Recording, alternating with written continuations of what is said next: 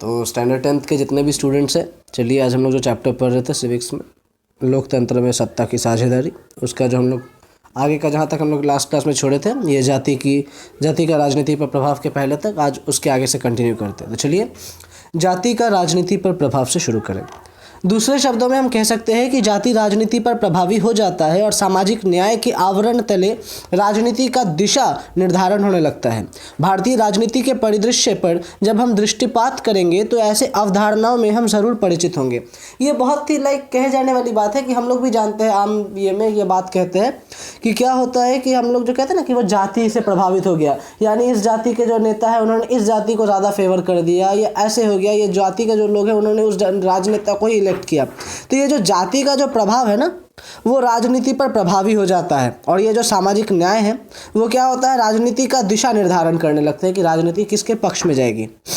70 के दशक में भारतीय समाज में दलितों के पीड़ा का मार्मिक व्याख्यान महाराष्ट्र के कवि नामदेव रसाल की इन कविता में अनर्थित है। सर्दियों तक सफ़र किया, एक कविता है यहाँ पे, महाराष्ट्र के जो कवि है उन्होंने लिखा था। एक सेकंड खाली, तो जो यहाँ पे पढ़ रहे थे एक महाराष्ट्र के जो कवि थे उनका एक कविता यहाँ पे अंतर्निहित है। सर्दियों तक सफ़र किया उन लोगों ने, लेकिन अब हमें कहना है ना, अंधेरे की इस पथ यात्रा से। हाँ, हमारे पुरखे अंधेरे को ढोते ढोते झुक गए, लेकिन अब हमें उतारना है बोझ उनके पीठ से। इस अनुपम नगर के लिए ही बिखरा था हमारा लहू, और बदले में ये मिला खाने को पत्थर। यानी ये जो कविता है ये क्या है, भारतीय समाज में दलितों की पीड़ा, जिस पे जो उन पे जो टॉर्चर, जो भी उन पे जो क्रुएल्टी हो रही थी या जो भी उनकी दशा थी, उसके ऊपर ये कहानी लिखी गई थी, ये किसी एक कविता लिखी गई थी। 70 के दशक की ही ये कविता कमोवेश संपूर्ण भारत के सामाजिक संरचना की ओर और ध्यान आकृष्ट करता है तथा ये बताता है कि दलित जातियों के अस्तित्व की पहचान और पहुंच राजनीति से कोसों दूर था।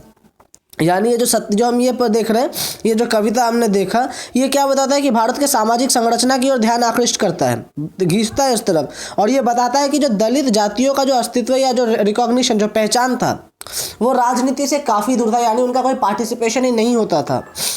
70 के दशक के पूर्व भारत की राजनीति अवचेतना सुविधा परस्त हित समूह के बीच झूलती रही।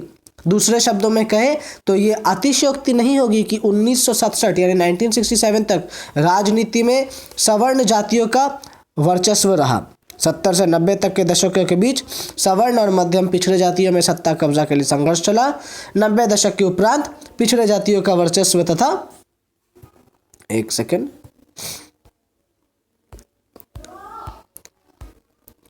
तथा दलितों की जागृति की अवधारणाएं राजनीति गलियारों में उपस्थित दर्ज कराती रही और नीतियों को प्रभावित करती रही। तो ये जो उनका सोशल स्टेटस जो था, जो उनकी जो ये स्टेटस जो था, वो कैसे कैसे उनमें परिवर्तन आई। भारतीय राजनीति के इस महामंथन में पिछड़े और दलितों का संघर्ष प्रभावी रहा। आधुनिक दशक के वर्षों में राजनीति का पलड़ा दलितों और महादलितों, यानी हम बिहार के संदर्भ में कह रहे हैं, के पक्ष में झुकता दिखाई दे रहा था। ये जो रिसेंट जितने भी आधुनिक दशक आ रहे थे के वर्षों के में, राजनीति क्या हो रहा था कि वो दलितों की तरफ ज़्यादा उनका झुकाव बढ़ते जा रहा था। सरकार के नीतियों के सभी परिदृश्यों में दलित न्याय की पहचान सबके केंद्र बिंदु का विषय बन गया। यानी जो चीज़ हमारे पास वो 70 के दशक के पहले नहीं थी, 70 के 90 में धीरे धीरे वो जो दंगा फसाद या जो भी उसमें जो झगड़ा हुआ या जो भी मांग हुई, धीरे धीरे उनका जो रिकॉग्निशन है सरकार की नीतियों में, अभी भी जैसे हम देखते हैं जो रिजर्वेशन, हम लोग क्या करते हैं, वो जनजातियों को एक हमारे पास दिया हुआ था, एक सीट रिजर्व्ड है, आरक्षण किया हुआ है।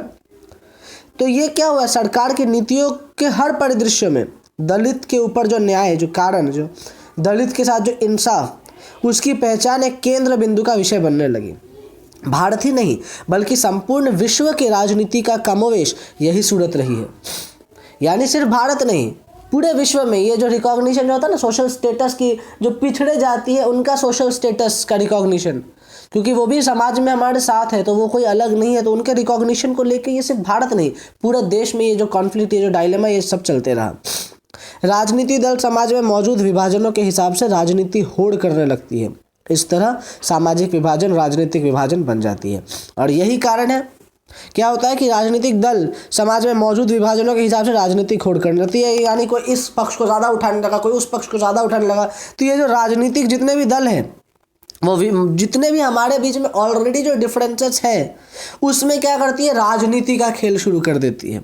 इस तरह ये जो सामाजिक विभाजन है ये राजनीतिक विभाजन बन जाता है। यानी आप इस बात को ज़रा गौर से, ये जो हमारा जो चैप्टर यानी जो सब्जेक्ट है बेसिकली वो क्या है, वो पूरी तरीके से पॉलिटिकल साइंस यानी हमारे आसपास के जो पॉलिटिक्स, जो राजनीति जो होती है उसको लेकर। तो कैसे ये जैसे हम अगर समझना चाहे बड़ी आम भाषा में तो हम ये आराम से समझ सकते हैं कि जैसे अभी हम क्या कह रहे हैं यहाँ पे कि ये जितने भी डिफरेंसेस एक सोसाइटी में है, मान लीजिए वो अमीर गरीब दलित जो है वो पिछड़े जाति से है, वो मध्यम जाति से है, वो उच्च जाति से, ये बीच में क्या है, हर के बीच में क्या है, एक सामाजिक विभाजन है। हमने इसके बारे में पढ़ा पहले पार्टों में। अगर आप कहीं भी कन्फ्यूजन हो तो आप वापस इन 2 पार्ट को जाके पढ़ सकते हैं।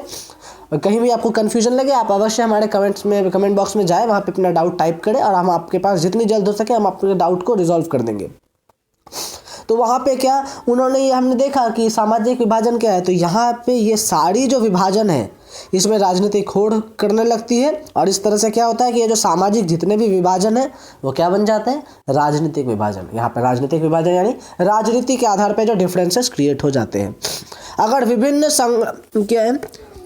संघर्षरत तत्वों के बीच राजनीतिक सामंजस्य स्थापित नहीं की जाए तो देश विघटन की तरफ जा सकता है। उत्तरी आयरलैंड का उदाहरण लें, जिसका जिक्र ऊपर किया जा चुका है। उत्तरी आयरलैंड ग्रेट ब्रिटेन का एक हिस्सा है जो काफ़ी समय से हिंसा, जातीय कूटता और राजनीतिक टकराव में गिरफ्त में रहा है। यहाँ की आबादी मुख्यतः ईसाई की है और ये ईसाई 2 प्रमुख पंथ में बुरी तरह बटे हुए हैं। 53% आबादी प्रोटेस्टेंट है जबकि 44% रोमनी कैथोलिक का प्रतिनिधित्व नेशनलिस्ट पार्टियां करती है। उनकी मांग है कि उत्तरी आयरलैंड को आयरलैंड गणराज्य के साथ मिलाया जाए जो मुख्यतः कैथोलिक बहुल्य है। प्रोटेस्टेंट लोगों को प्रतिनिधित्व यूनियनिस्ट पार्टियां करते हैं जो ग्रेट ब्रिटेन के साथ ही रहने में पक्ष में है। क्योंकि ब्रिटेन मुख्यतः प्रोटेस्टेंट है, यूनियनिस्ट एवं नेशनलिस्टों के बीच चलने वाले हिंसक टकराव में ब्रिटेन के सुरक्षा बलों सहित सैकड़ों लोगों और सेना के जवान मारे जा चुके हैं। तो ये जो हिंसा का जो कारण बन रहा है, ये जो डिफरेंसेस है उनके बीच में, जो राजनीति, जो सामाजिक जितने भी जो डिफरेंसेस उनके लिए क्रिएट हो रहे हैं। 1998 में ब्रिटेन की सरकार और नेशनलिस्टों के बीच शांति समझौता हुआ जिसमें दोनों पक्षों ने हिंसक आंदोलन को बंद करने की बात स्वीकार की। यूगोस्लेविया में कहानी को ऐसा सुखद अंत नहीं हुआ। वहाँ धार्मिक और जातीय विभाजन के आधार पर शुरू हुई राजनीतिक होड़ में यूगोस्लेविया कई टुकड़ों में बट गया। तो जहाँ पे हमने देखा कि कुछ राज्य जहाँ पे वो साथ आए, उन्होंने अपने आपस में शांति समझौता किया, तो कुछ राजनीतिक होड़ में क्या हुआ, जैसे यूगोस्लेविया जैसे देशों में क्या हुआ कि वहाँ पे वो कई टुकड़ों में बट गया क्योंकि वहाँ पे वो समझौता नहीं हो सका। दुनिया के अधिकतर देशों में किसी न किसी किस्म का सामाजिक विभाजन है और ऐसे विभाजन राजनीतिक शक्ल भी अख्तियार करती रही है। लोकतंत्र में राजनीतिक दलों के लिए सामाजिक विभाजनों की बात करना और विभिन्न समूहों से अलग अलग वायदे करना बड़ी स्वाभाविक बात है। विभिन्न समुदायों को उचित प्रतिनिधित्व देने का प्रयास करना और विभिन्न समुदायों को उचित मांगों और ज़रूरतों का पूरा करने वाली नीतियां बनाना भी इसकी कड़ी का ही हिस्सा है। अधिकतर देशों में मतदान के स्वरूप और सामाजिक विभाजनों के बीच एक प्रत्यक्ष संबंध दिखाई देता है। कई पार्टियां अपने समुदाय पर ध्यान देती है और उसी के हित में राजनीति करती है, पर इसकी परिणति देश के विखंडन में नहीं होता। तो जैसे हमने जानते हैं, हमारे बीच अगर हम देखें तो बहुत कॉमन सा मुद्दा है कि एक पर्टिकुलर जो जाति है, मान लीजिए कोई जाति के नेता है जो अपना चुनाव करना चाहते हैं, वो अपने पक्ष के हितों को सामने रखते हैं कि उनको क्या फ़ायदे मिलेंगे, वो उन पे ज़्यादा फोकस करते हैं। या हम अगर इलेक्शंस में देखें तो हम क्या देखते हैं, मतदान के स्वरूप क्या होता है, ये जो सामाजिक विभाजन के जो भी ये प्रत्यक्ष संबंध दिखाई देता है, यानी लोग उन्हीं को वोट करते हैं जो उनके जाति के हैं। तो ये जो डायलेमा, ये जो कॉन्फ्लिक्ट चल रहा है कई वर्षों से, आज नया नहीं है। तो ये क्या होता है, विभिन्न समुदायों को उचित प्रतिनिधित्व देने का प्रयास करना और विभिन्न समुदायों को उचित मांगों और ज़रूरतों को पूरा करने वाली नीतियां बनाना भी इसकी कड़ी का हिस्सा है। तो ये भी क्या, एक राजनीति जो विभाजन या जो भी हम ये चैप्टर पढ़ रहे हैं या जो राजनीति देख रहे हैं, इसका एक हिस्सा है वो इस कड़ी का, कि लोग अपने समुदाय का जो मांग है, जो उचित मांग है, जो ज़रूरत है, उसको पूरा करने के लिए आगे आते हैं। तो ये क्या है, ये हमारा जो हम देखते हैं हमारे पॉलिटिक्स में, ये एक बहुत अहम हिस्सा है। सामाजिक विभाजन के 3 निर्धारित तत्व, 3 क्या क्या निर्धारित तत्व है जो सामाजिक विभाजन के लिए काम होते हैं। सामाजिक विभाजन की राजनीति 3 तत्वों पर निर्भर करती है। किन 3 तत्वों पर निर्भर करती है, चलिए देखते हैं। सबसे प्रथम, लोग अपनी पहचान स्व अस्तित्व तक ही सीमित रखना चाहते हैं, क्योंकि प्रत्येक मनुष्य में राष्ट्रीय चेतना यानी नेशनल थॉट के अलावा उपराष्ट्रीय या स्थानीय चेतना भी होते हैं। कोई एक चेतना बाकी चेतनाओं की कीमत पर उग्र होने लगती है तो समाज में असंतुलन पैदा हो जाता है। यानी हम यहाँ पे क्या देख रहे हैं, गौर से देखिए कि जो लोग हैं वो अपनी पहचान क्या है, स्व अस्तित्व तक ही सीमित रखना चाहते हैं, क्योंकि एक मनुष्य में क्या होता है, उनमें 3 तरह की जो चेतना होती है, एक राष्ट्रीय चेतना, इसके अलावा उपराष्ट्रीय चेतना और एक स्थानीय चेतना यानी जहाँ पे वो रहते हैं, जो उनका धर्म है। ठीक है, यानी पूरे देश का, एक अपने रहने वाले जगह का और एक अपने धर्म का। कोई भी एक चेतना अगर किसी दौर पे भारी होने लगती है तो ये क्या होता है, ये समाज में असंतुलन पैदा करने लगता है। अगर आपको लगने लगा कि आप इस जगह का निवासी है तो आप इसको माने इसको एक्सेप्ट नहीं करेंगे, आप उस धर्म के लोग हैं तो आप उस धर्म को एक्सेप्ट नहीं करते, तो क्या होगा, वो समाज में असंतुलन पैदा होने लगता है।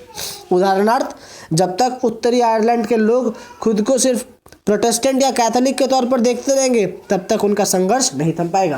ये बहुत ही, अगर ये दो जो हम लोग आयरलैंड का जिक्र देख रहे हैं, वहाँ पे अगर ये जो 2 धर्म के लोग अपने आप को तो अलग अलग धर्म समझते रहेंगे कि प्रोटेस्टेंट और एक कैथोलिक, जब तक वो एक मनुष्य के तौर पे, एक देश के तौर पे नहीं देखेंगे तो क्या होगा, तब तक ये उनके बीच में वो समझौता कभी नहीं हो पाएगा। फिर जब तक बंगाल बंगालियों का, तमिलनाडु तमिलों का, महाराष्ट्र मराठियों का, आसाम आसामियों का, गुजरात गुजरातियों का भावना का दमन नहीं होगा, तब तक भारत की अखंडता, एकता तथा सामंजस्य में खतरे में रहेगा। ये बहुत कॉमन सी बात है कि अगर हम कहते रहे कि ये सिर्फ उस देश का है, कि बंगाल यानी बंगालियों का, तमिलनाडु यानी तमिलों का, महाराष्ट्र यानी मराठियों का, जब तक हमारे मन में ये भावना बनी रहेगी तब तक ये जो सामंजस्य खतरे में रहेगा, हमारा भारत, यह जो हमारी यूनिटी है, जो एकता है, वो कभी भी सिद्ध नहीं हो पाएगी और तब तक हमारे जो बीच में ये खतरा बने रहेगा। इसलिए सबसे पहले एज ए सिटीजन हमारे में भी, जो हम ये चैप्टर पढ़ रहे हैं तो हम इसे जो मोटिव निकालते हैं, सिर्फ पढ़ने के लिए नहीं, जैसे हम पढ़ रहे हैं तो इस चैप्टर से हमें मोटिव निकालना है कि ये जो हमारे अंदर जो ये फीलिंग्स होती है ना कि हम इस राष्ट्र के, इस देश के, इस जगह के, इस धर्म के, इस चीज़ को हटा के अगर हम सब देखें कि हम एकत्रित भारतीय हैं तो ये चीज़ सामने उठ के आती है। ठीक है, अतएव उचित यही है कि पहचान के लिए सभी चेतनाएं अपने अपने मर्यादा में रहे और एक दूसरे के सीमा में दखल ना दे। यानी जैसे मान लीजिए कि अगर आप हिंदू हैं तो आप हिंदू हैं, बहुत अच्छी बात है, लेकिन सामने कोई मुसलमान, ईसाई, किसी भी धर्म के लोग आते हैं, या मान लीजिए आप मुसलमान हैं तो किसी भी धर्म के लोग आपके सामने आते हैं, तो उनके पास क्या होता है, आपके मन में वो पक्षपात नहीं होना चाहिए। वो सीमाएं क्या होता है, ये जैसे ये जो पहचान, जो रिकॉग्निशन है, ये अपनी मर्यादा में अगर रहे, आप, अब मर्यादा क्या है, आप दूसरे का इज्जत करना जानते हैं, आप उनकी चीज़ों में दखल नहीं देते हैं, तो जब तक आपकी ये जो चेतना या जो आपके मर्यादा में रहे और एक के दूसरे में दखल ना दे, तब तक ये शांति बनी रहेगी। दूसरे शब्दों में हम कह सकते हैं कि अगर लोग अपने बहुस्तरीय पहचान को राष्ट्रीय पहचान का हिस्सा मानते हैं तो कोई समस्या नहीं हो सकती। यानी जैसा मैंने अभी जस्ट कहा कि अगर आप इन सारी जो भी पहचान है आपकी, उसको अगर आप एक राष्ट्रीय पहचान का हिस्सा मानते हैं तो आपको कोई समस्या होगी ही नहीं। उदाहरण स्वरूप, बेल्जियम के अधिकतर लोग खुद को बेल्जियाई ही मानते हैं, भले ही वो डच और जर्मन बोलते हैं। हमारे देश में भी ज़्यादातर लोग अपनी पहचान को लेकर ऐसा ही नज़रिया रखते हैं। हमारे देश में भी जैसे क्या होता है, हम कहते हैं ना कि हम भारतीय, वी आर इंडियंस, तो वी आर इंडियंस यानी यहाँ पे हम धर्म पक्षपात, जाति पक्षपात या राष्ट्रीय जो हमारा सब नेशनल जो विभाजन है उस पर हम गौर नहीं करते, हम क्या है, हम भारतीय। तो जैसे अभी हमने डच का जो किस्सा, जो बेल्जियम का किस्सा, तो वहाँ पर लोग क्या करते हैं, अपने आपको बेल्जियाई, बेल्जियन ही मानते हैं, चाहे वो किसी भी धर्म या किसी भी भाषी हो। भारत विभिन्नताओं का देश है, फिर भी सभी नागरिक सर्वप्रथम अपने को भारतीय मानते हैं, तभी तो हमारा देश अखंडता और एकता का प्रतीक है। ये हमारा जो देश है भारत, वो क्या है, इतने विभिन्नताओं में एकता का प्रतीक है, यानी अखंडता में एकता का प्रतीक है। तो ये क्यों, क्योंकि हमारा जो देश है, हमारे देश में कई डिफरेंसेस हैं, तो ये डिफरेंसेस के चलते लेकिन हमारा देश तभी भी सर्वोपरि अपने आप को क्या मानता है, अपने आप को भारतीय मानता है। तो ये क्या है, हमारा जो देश है वो अखंडता में एकता का प्रतीक है। तो आज जैसे हमने प्रथम भाग जो पढ़ लिया इसका, हम इसके दूसरे भाग में आएंगे अगले क्लास में, द्वितीय और तृतीय भाग को ख़त्म करेंगे और आगे पढ़ेंगे। तो आज के लिए इतना ही। यहाँ तक आशा करता हूँ आपको समझ आ गया होगा। अगर कहीं पे भी आपको डाउट रह रहा हो तो आप प्लीज़ हमारे कमेंट बॉक्स में उसको ड्रॉप कर दें अपने डाउट को, ताकि हम उसको जितनी जल्दी हो सके उसको रिजॉल्व कर सके। और जल्दी जल्दी, ये चैप्टर को काफ़ी बड़ा है तो इस चैप्टर को ख़त्म करने में आसानी होगी। आप सब हमारे साथ जल्दी से जुड़ जाए, ठीक है। तो इस चैनल को जितना हो सके अपने दोस्तों में शेयर करें, लाइक करें, सब्सक्राइब करें चैनल को, और जो इस हमारे चैनल को सपोर्ट करें। और जहाँ जो भी दिक्कत आपके पास हो आप उसे कमेंट बॉक्स में अवश्य लिखें। तो आज के लिए ठीक है, मिलते हैं अगले क्लास में।